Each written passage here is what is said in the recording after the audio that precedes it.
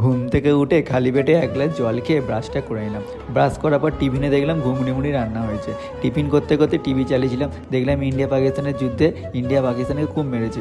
Tiffin শেষ করে রান্নাঘরে দিয়ে গেলাম, গিয়ে দেখি আমার বউ খুব মনোযোগ দিয়ে রান্না করছে। গিয়ে দেখি সে মাংস করছে, কারণ আজকে তার ভাই আমাদের ঘরে বিয়ের পর প্রথম ঘুরতে আসছে। জামা কাপড়গুলো নোংরা হয়ে গেছিলো, ভিজিয়ে দিয়ে বউকে বলে দিয়েছিলাম জামা কাপড়গুলো কেচে দেবে, তাই বউ জামা কাপড়গুলো কেচে দিচ্ছিল। আর এইদিকে দেখি ট্যাঙ্কের জল শেষ হয়ে গেছে, তাই জন্য আমি সাবমার্সেলটা চালিয়ে দিলাম। তারপর দেখি খাওয়ার জলও নেই, তাই ট্যাঙ্কিটা ভরলাম আর খাওয়ার জলটাও বালতিতে ভরে নিলাম। জলটা ভরার পর বেরিয়ে পড়লাম রিয়ার ভাইকে রিসিভ করতে।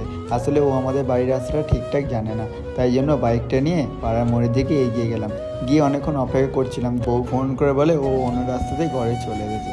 তাই জন্য আমি আবার ঘরে ফিরে এলাম।